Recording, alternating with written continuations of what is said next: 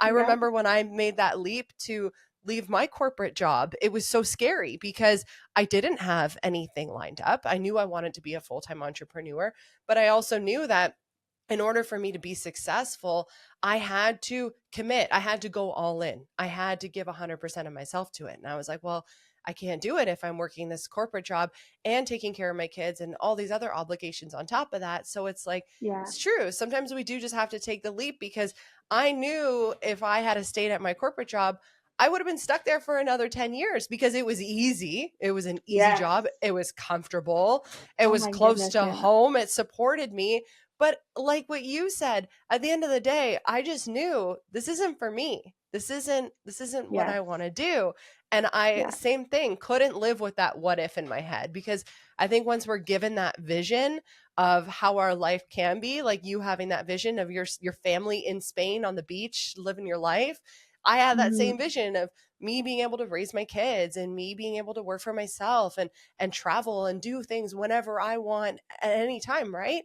And I Hmm. think once we're given that vision, it's like you're always going to live with that what if you don't It's go true. after it. It'll True. haunt you. It'll haunt Yeah. you.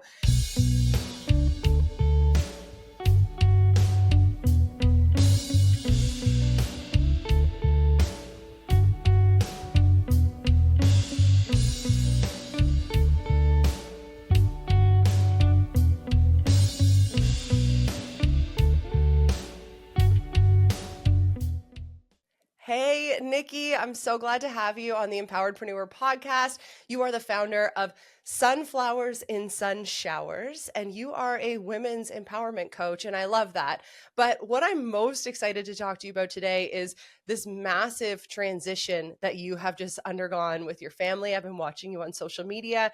You guys just moved from Canada to Spain, and you're like, screw it, let's just go get after it. And to be honest, I'm incredibly envious of what you're doing, because that's also why I'm building my business and why I wanted to work for myself, is to have that type of freedom. So welcome on the show, Nicki. Maybe you could start by telling us a little bit more about what you do and who you are. Yeah, Jeannie, thanks for having me. Yeah, I'm really excited to be here and share a little bit about me and my journey. But yeah, so I'm a women's empowerment coach. I've been coaching now for 5 years, 6 years actually. Oh my gosh, time passes so quickly. I actually started building my business alongside my corporate job, and that's really why I started to do what I do, because I was not happy in the corporate job that I was in, like a lot of people. And I was looking for something more. I was looking for some meaning and fulfillment, but I was also looking for that freedom and like that ownership of like my time and my life and what I'm doing with it. And that was really what sort of led to my journey. Um, Especially after I had my daughter, that's when things really changed for me, as I'm sure you can relate. Somehow, parenthood just changes you overnight in this massive way, and it really woke me up and shook me to like some of the ways in which I was really stuck in my life. And long story short, I had what I call my little like dark night of the soul, where I realized that like I had spent my whole life fulfilling other people's dreams and requests. And then I had arrived at this place where I didn't even really know who I was or how I got there. And it was the reason why I was feeling so cynical and angry and resentful and like frustrated in my life and stuck. And it was affecting me in my parenthood, and it was affecting me in my relationships, and it was affecting me in my career. And I just got to this point where I was just like, enough is enough. Only I can change this. And so that's when I really started to delve into personal development, and through that I found my path as a coach. Amazing. So tell me a little bit more about that, because I do strongly believe in the fact that, yeah, our pains and our greatest struggles are guiding us into our purpose. So can you tell me a little bit more about when you were in that dysfunction state and you kind of like, what were the first steps you took towards making a change? Yeah. So the first thing that I really started to do was, like I said, I sort of realized that I didn't know who I was. Like, of course, in some sense I did, but I had spent my whole life really knowing that I had this heart that wanted to have an impact on the world, that I wanted to help people, and that's all I really knew. But I had a lot of these limiting beliefs about what I was capable of, and a lot of labels I had put on myself and that other people put on me, like, oh, you're so sensitive, and what that meant about what I could or could not do with my life and with my skill. So a lot of it was like about, when I say like me figuring out who I was, it was like me shedding all these labels and beliefs that I had about myself and that other people had about me, and me saying, okay, well, what's actually true and what's not? What if I just put everything I think I know about myself aside and just stay open to, like, who is Nicki? Is this true or is this not? So every time I encountered something in my life, I started to say, does this resonate for me? Is this right? Is this true? This is something that I've believed about myself, but that doesn't mean that I still have to believe it. And so I started just kind of exploring those things. Um, for example, the idea that I was clumsy. Like, I started just being like, am I really clumsy? Turns out I'm not all that clumsy, you know? Like, it's such a silly thing, but like something that I firmly believed about my whole life, about myself my whole life, that guided like decisions that I made about participation in sports, or like whether or not I could dance, or whether I was coordinated enough to like do certain things. Um, and so like that really gave me a sense of like confidence and empowerment in myself when I started to reshape my identity for me. I love that for you. That's great. Then what made you realize coaching was for you? Yeah, so long story short, after a bunch of years in this corporate world, I had my daughter, and I had that rock bottom moment. And through my own journey of like personal development, I started to make some changes in my life. And one of the big things was me looking at my job and saying, this isn't it. This is not for me.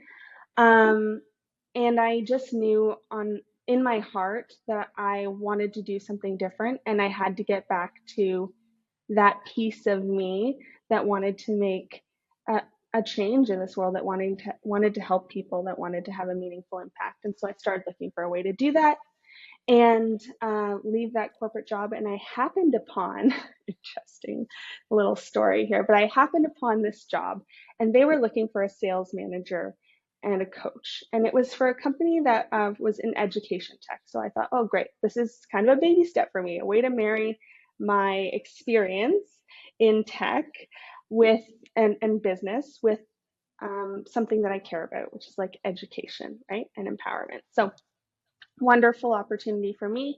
Went through the process, and they were looking for a sales manager, but someone who had coaching skills. And I remember at the time being like, I don't know if I have coaching skills. I've never coached anyone. Like, thinking like, oh my gosh, like, can I really do this? And there was several steps to this interview process, and I kept surprising myself every time when they were like, oh my god, you're doing amazing, like this is really great, yes, like you moving me on to the next step. Finally they offer me the job, and I'm sure I'm going to take it. I'm like, yes, this is the opportunity for me to like get out of this job. And that night I went home, and I just got cold feet. I got so scared. I was like, I've never been like, who am I? Imposter syndrome, right? Like, who am I to think I could be a sales manager? Like, who am I to think I can coach people? Like, you have no idea what you're doing still. Like, yeah, you're doing a lot better, but like not very long ago you were a hot mess. Like, you can't do this. And so I got so scared because I was like, well, I can't jeopardize, this good, safe career I have, and like my family and everything that I was building, like my responsibilities. So I said no. Ironically, they had already sent me, because they were also sure I was going to take the job. They sent me a welcome gift. And that book was called Mindset by Carol Dweck. And that book changed my whole life because after I declined that job offer, I started reading that book and I was like, oh my gosh, had I read this before, I never would have declined the job offer. But that was like one of the things that helped me start to see my fixed mindset and my limiting beliefs and all the ways in which my past had shaped me. And so that sort of led me to realize, like, wait a minute, I do have coaching skills. They saw that in me. I do too. And I happened upon this article about like life coaching, and I was like, oh, like really? If you're honest with yourself, you've been doing this your whole life in an informal way with like, I was the mediator with like friends and family and the person that everyone asked for advice, the keeper of secrets, the like, I was all of those things, but I could never see myself clearly. And it was like through that process that I really started to see myself and go, oh, hang on a second. That is a cool story because it's so true. Like, we never realize in these moments that closed doors are actually just redirecting us to where we're supposed to be. Like, I'm Yeah. so grateful for all of those opportunities that didn't work out. I remember being crushed from not getting jobs and job interviews, and then months go by and realizing, like, oh, that was the best thing that ever happened. Like, I'm so grateful I didn't get that job. And that's a really, Mm-hmm. really great story. So tell me a little bit then about, you became a coach, you were able to walk away from the corporate world. Now, how has this served you in being a mom to two young children? How does this lifestyle work for you? Honestly, it gives me the freedom to create my own schedule how I want, which I really love because being here, we have this big period in the middle of the day where I can go outside and I can get sunshine and I can go to the beach, and I just have so much more time with my kids. I can work when I want to. I can work when it's convenient for me. And that was a big part of the appeal to actually leave the corporate world and to build my own business was that flexibility, the ability to create my own schedule. So cool. So tell me about the moment you decided, okay, we're going to move to Spain. Like, you guys owned a home before, did you not? Yeah, yeah, Yeah, like you owned yeah, a we did. home in Canada, your kids were in school, you have your families here, you Yeah, had your jobs here. So tell me about that process because you're talking about mindset shifts. Like, you've got to really let go of so many attachments in order to take that leap. yes, yes, absolutely. Honestly, I really just have to say, like, a lot of it was like timing and being so in tune with myself that I was like able to hear the tiny voice or feel into the moment where I was like, yes, this is right. Yes, this is okay. And I can trust. And it's still hard. Like there were moments, of course, where you're really tested in your trust. But yeah, we had a house, and one of the first things that we had to do was to prepare for the move was sell the house. And it was in that time period because it was right after like COVID. It was in that time period that like housing prices were sort of coming back down. And we were like, I don't know if this is the right time. But we actually heard from my parents that like my dad was having some health challenges, and he was considering retiring earlier. They were considering selling their house. And we thought, and my husband and I both had this conversation where we're like, I feel like this is like that opportunity, that like window where like if we sell our place, like now is the time. Just trust that whatever we get for it is like this is the right amount, this is the right time. We sell our place, we rent your parents' place while they move on, and like that's the transition, like that's the window. So we have to take it or realize that like it could be another 1 year, 2 years, however many years, like whatever happens after that, right? So it was just like recognizing the window of opportunity and then just like closing your eyes, holding your breath, and taking the leap. Thankfully, it like actually worked out because Right after that, the housing prices came way down again and the interest rates went way up. So like we actually sold at a really good time, which was good for us. It worked out because we had that place to stay in the interim.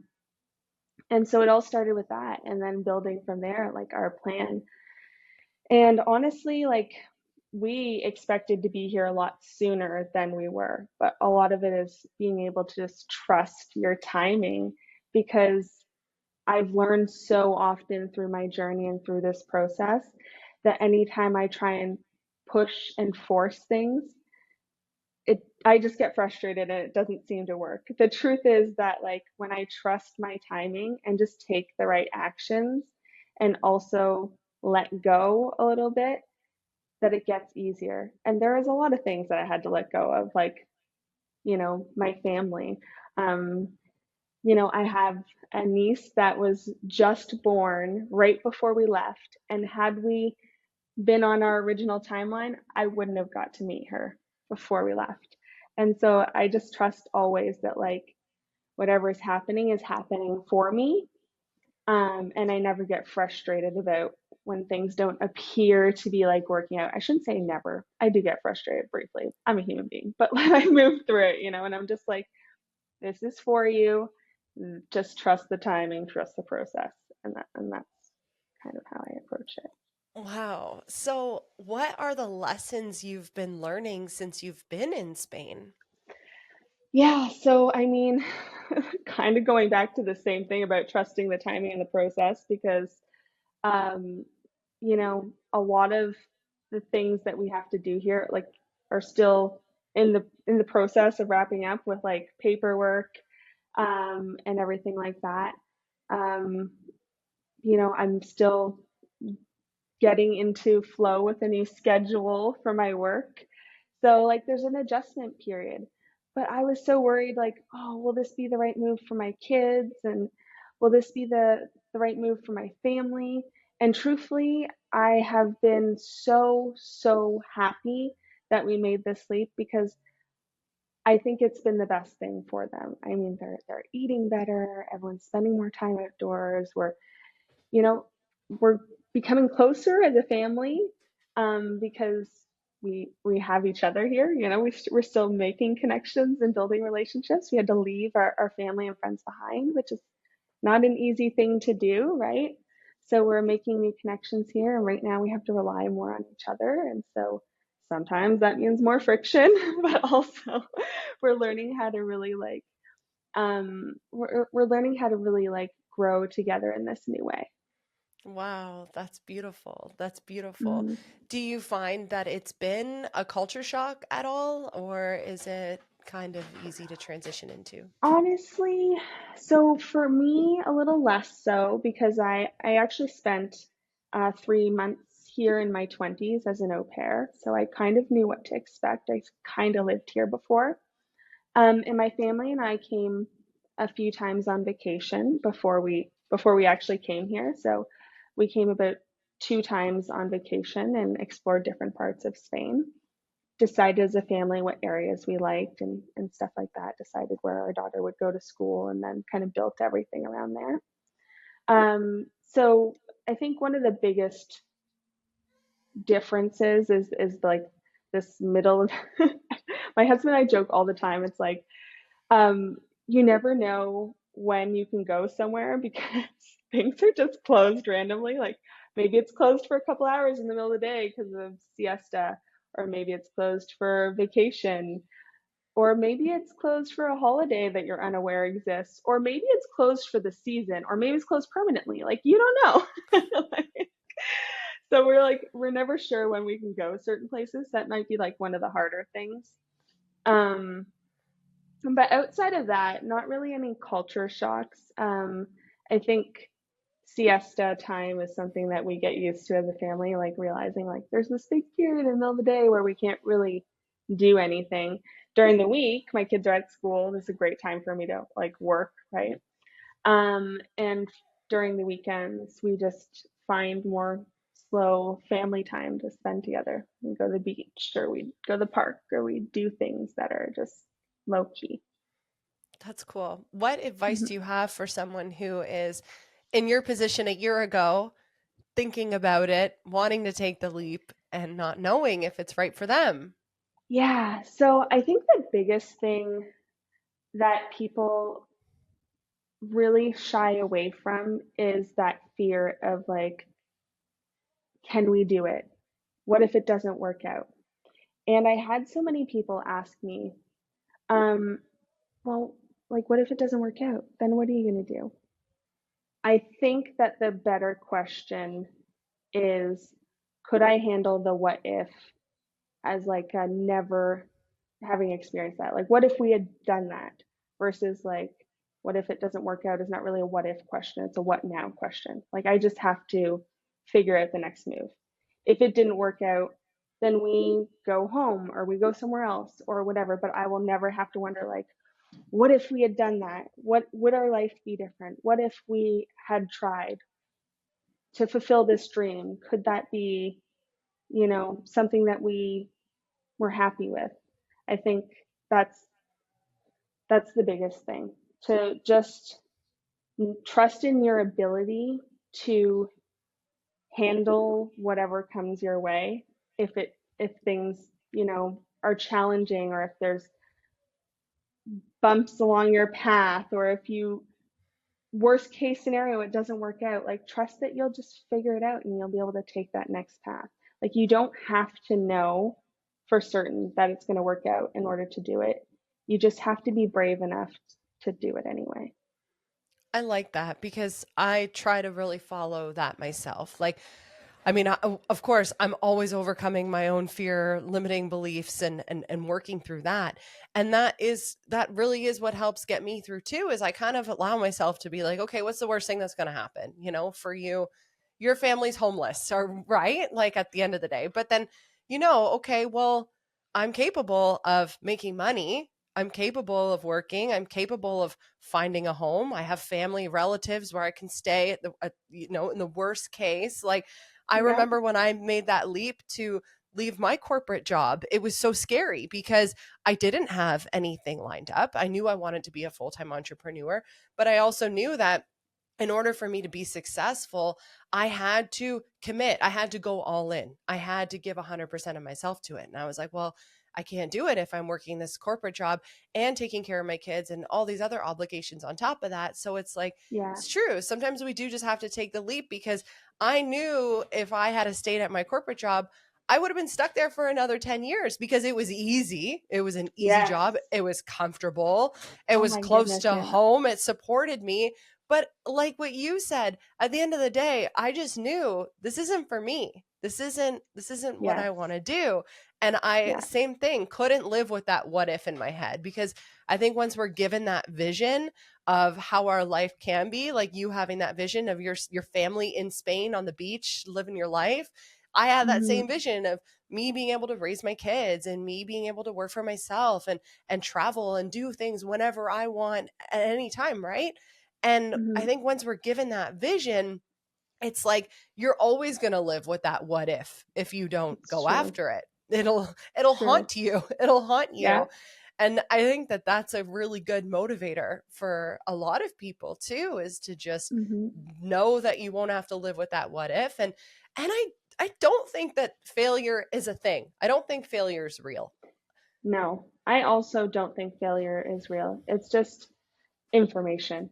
Like when we get the suboptimal result, it's just information that we can do something different, that we can change it, that we need to adjust our strategy or our tactics or whatever and try again. Yeah. That's powerful, and I really appreciate you sharing the realness of what your family's going through, and the fact that it isn't all picture perfect, I'm assuming, in that No. sense of Oh my gosh, no. like Like there's so many moments where throughout this journey where we've kind of been like, nail biting on the edge of our seat. Like even still, technically we don't have our visas approved. Like they're in the process and we will know soon, but like we're sort of, I think the hardest thing throughout this process has actually been this, I call it like the in between, where you're like not quite, you haven't like arrived at that next place yet, but you're like not where you were, and you're sort of in this in between. I feel like the better part of like the past 2 years, I've been in this like in between where I'm not where I was. I left all those things behind. I'm like building this new life, but I haven't arrived at it yet. And even now that I'm here, like I haven't arrived at it yet. I suppose technically they could say like, sorry, nope, and then I got to turn around and go home after I've already started like buying European appliances and stuff like that. you know, but I'm just like, I'm committed. If they say no, like we'll figure it out. I'll appeal, I'll reapply. We'll figure it out. So I think, yeah, just learning how to sit with the discomfort of being in between, like, Mm. is probably one of the hardest things about the transition and the process. Of course, like, because at some point you've let go of so much in anticipation of what's coming because you have to. You can't bring that with you, in order to expand, like you have this limited capacity. So I need to let go of all these things to like get into that next stage, and yet still I haven't like arrived there yet. I don't have that next thing yet quite. Like I'm mostly there. I'm about 90% of the way now, but I think that's really hard, just that discomfort of that. That place of in between, I really like that. That resonates a lot with me Hmm. because I feel like I've been there so many times, and we really can't achieve that massive transformation without going through that uncomfortable stage. Yes. Yeah. Yeah, yeah. Yeah. That's good. What do you think that the future looks like for you and your family? What do you envision moving ahead, and your future in Spain, and how do you see your career and everything folding into that? So, you know, I think what I really see for myself is still evolving. However, um, I do see I do see my business growing more here. So right now I have a pretty big client base back home. So in some ways this is kind of like starting from scratch. So I see myself building a new community here, which we've already started to meet people, and that's wonderful. Um, but yeah, so I see my business really just growing more, rooting in here in this place, becoming more integrated in the community, maybe running retreats here.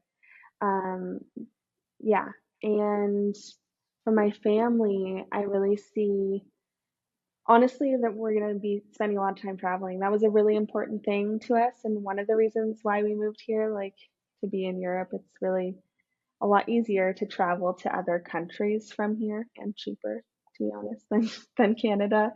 So we're really looking forward to like showing our kids the world, being able to experience more culturally and learn new things together and learn about history. Um, yeah, and just I think really enjoying life. A big part of wanting to move here was about slowing down. I felt like in North America, we were so, like in Canada, we were so caught up in like more, more. There's like so much pressure to like have more, to be more, to do more.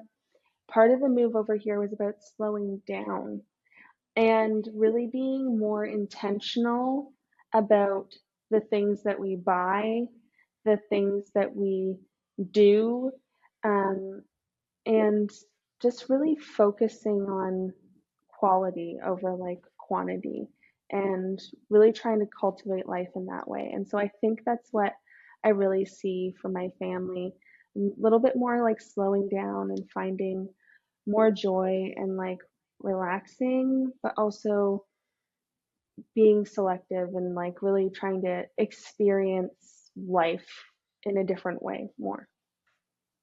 That's great. That's awesome. Hmm. Now, what advice do you have for somebody who is wanting to leave their corporate job and take that leap to work for themselves? Yeah, so I actually have an interesting story about when I finally took the leap to leave my corporate job. But um, so I guess it was almost 2 years ago now. Um, we had just sold our house, and we were sort of like with such staying at my parents' place and in this sort of in between stage. And interestingly, I woke up one morning. This is going to sound a little bizarre, but I had the words, "Today's the day," in my head. And I was like, "Today's the day for what?" to myself.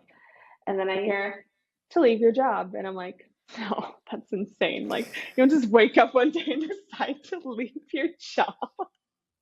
Like, obviously, I've been building toward it for a long time, right? So, like, I don't want to shy away from that fact. But, like, also, I had it in my mind that, like, I needed to be at a certain place in my business. I needed a certain amount of income, a certain level of stability, a certain something before I could actually have the guts to, like, leave the stable, safe job that I had and go full time in my coaching business. And throughout that day, I started to be like, can I really do this? You know, like having that conversation with myself. And then I talked to my husband and I was like, I know this is going to sound crazy, but I love those here's conversations that start like here's that. They're the the best. thing. And he's like, you know, like he does, like, oh, okay, like if you're committed, like we'll figure it out. And I was like, all right, like I'm gonna figure it out. I went into the office and I was supposed to try and meet with my country manager, and he couldn't meet with me. So he pushed it off another day. Sorry, all this stuff came up. I'm too busy. He pushed it off like another day. And that day I was driving in the car listening to a podcast, and it just so happened to come on. I didn't select this podcast. Somewhere near the end of the podcast, it was like Brene Brown and I think Glennon Doyle. And I just remember the question was, someone had called in with a question and she was answering questions. So the question was, how do you know when it's time to quit? When it's time to quit anything? And I was like, whew. And so now I'm on the edge of my seat because I'm like, well, this is so perfect for me. I knew, like, this always happens. Like something comes when I need it, right? So I'm like on the edge of my seat, like listening. And she says, basically the gist of it is the question is not how do you know if it's time to quit? Because if you're asking that question, there's a big part of you that already wants to leave or that's already done with this situation. So the real question is, what are you fearing that is holding you back? Or like, what are you hanging on to? And so in that moment, I had this realization, like, what I was actually afraid of was this idea that I could fail my purpose. That if I go full time in my business, that if I take that leap, that there is like no more excuses that I have to hold me up. Like there's no more 1 foot in, 1 foot out, and I'm fully committed. And so now I'm going all in on my purpose.